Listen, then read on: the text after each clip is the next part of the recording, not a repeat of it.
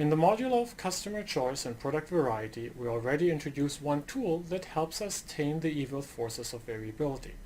We introduced the concept of pooling.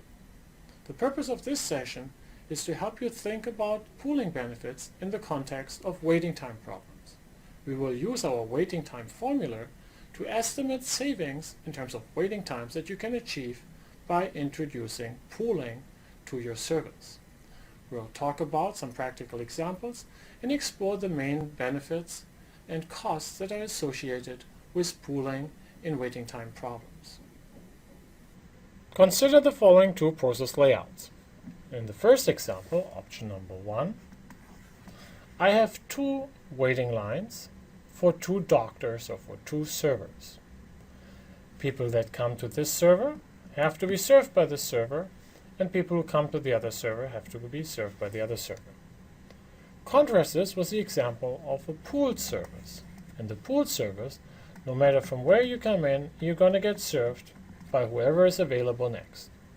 Which one will have the shorter waiting times? Most of us, I think, have an intuition that this process here will have a better waiting time. I would argue the intuition behind it goes something like follows. In the example up here, you might end up in a situation where we have a lot of people waiting in the upper case, and you have a doctor idle here in the lower case. As a result of that, that cannot be efficient, and that's what this pooling addresses in this system down here. Now, let's understand how this relates to our waiting time formula. First and foremost, let's see how it influences utilization. Recall that utilization is P divided by A times M. In our example here, we have again customers come in every 4 minutes, and the inter-arrival time is 5 minutes. With M equals 1, we simply get 4 divided by 5 equals to 80%. Now, how does it look down here? If I pool two such systems, I have no impact on the processing time. However, I have now a shorter inter-arrival time.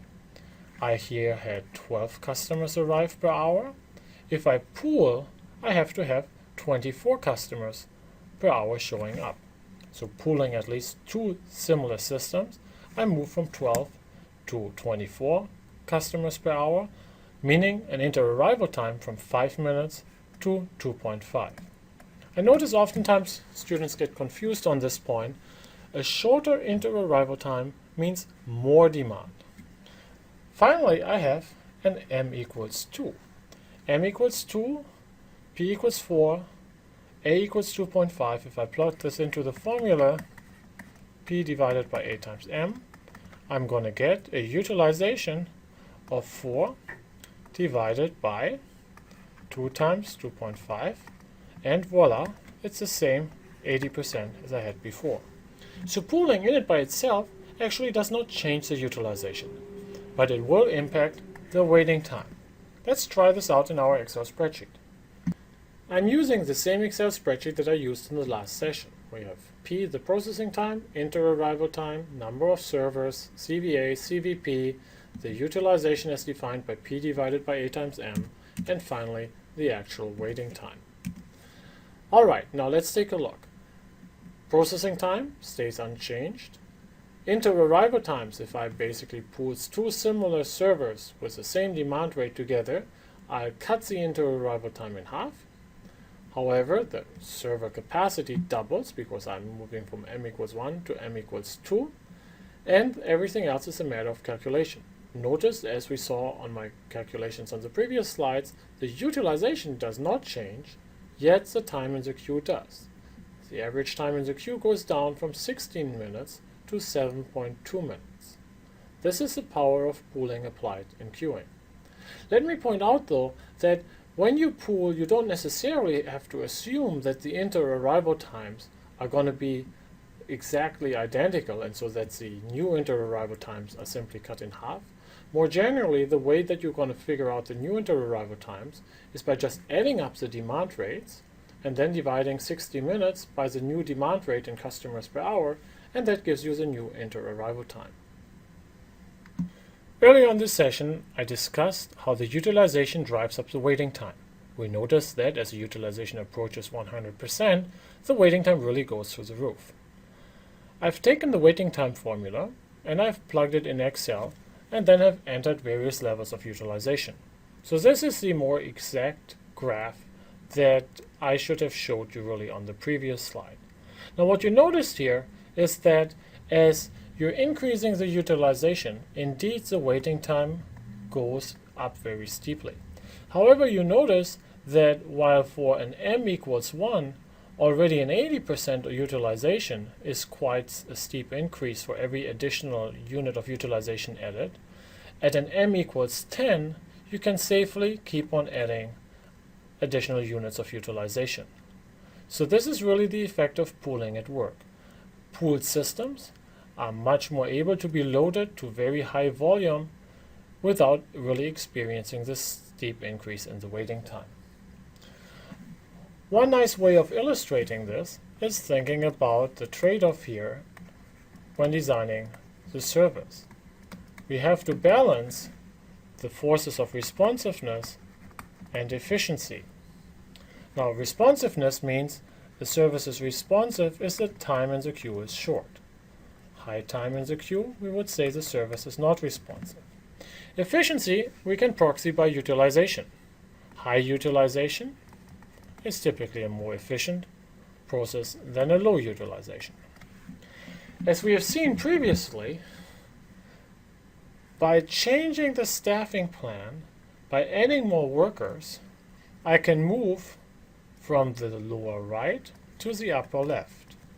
So a change in staffing, extra m number of workers, will increase the responsiveness, but it comes at the expense of the efficiency. Now notice that when we pool the system, however, we keep the utilization constant and we're moving to a new frontier. Now oftentimes I get asked, what is a good utilization to have for a service? My usual academic answer is, well, it depends. If you run a fire truck, I'm not sure that you're comfortable running it at a 50% utilization. The response time is simply too long given the urgency of a fire. On the other hand, if you're running the local cable company and you're the only game in town, well, you can afford to run a 99% utilization, have customers wait for 3 months for their cable TV, but there's really no threat of substitution. So you notice again, where you position yourself on this line, there's no right or wrong. That's a choice of strategy. Choose between being the fire truck that is up here or the local cable company that is down here. Clever system design, however, shifts the frontier and benefits you either way. If pooling is really that great, why don't we pool everything? Consider a company that is operating call centers in Germany, France, and Spain. How about pooling? Well, the problem is that the Spanish customer service representatives might have a hard time dealing with these German customers. So, in other words, pooling really assumes a form of flexibility that every resource is able to serve every customer. That is a very strong assumption. Second, pooling also complicates the workflow. The most prominent applications of pooling have been with help desks and call centers. Here we're dealing with digital workflows. Since transportation is cheap in the digital world, pooling around the globe is very simple. However, you obviously do not want to pool the primary care capacity of a healthcare operation that has facilities in Philadelphia and Pittsburgh. It's a little too far to drive 5 hours to see your primary care physician. This gets to another disadvantage of pooling. Pooling really interrupts the continuity of interaction between the flow unit, the customer, and the resource. Do you really want to be seen by a different doctor every time, or talk to a different agent in your bank every time that you come? Pooling assumes that you're going to see whoever is available next, not whoever you're used to serving. This can hurt the customer experience, but it can also lead to additional setup times, because the person who is serving you and who has never served you in the past might just not be as efficient as your usual provider. Classic examples of pooling have been in the area of healthcare, where we have seen a strong trend towards group practices and larger healthcare systems, instead of the solo doctor offices that we saw 50 or 100 years ago. One of the hottest areas of work right now is in the energy field. The problem of pooling is that the supply and demand of energy, it varies widely across the country. So if we're able to pool through a smart grid our electricity, we're going to be able to get much higher utilization levels and still provide the same quality of service. Notice the idea of partial pooling that we talked about in the context of flexibility in production plants. We talked about how in the automotive industry, some companies, including Nissan, have been able to really, instead of having every plant be able to produce every vehicle, be able to have every vehicle be produced in two plants so that we can get almost all the benefits of pooling without paying all the cost. When I introduced the concept of pooling in the last module, I mentioned that pooling is probably one of the greatest insights from the field of operations management. The reason for that is pooling helps us shift the frontier of the process.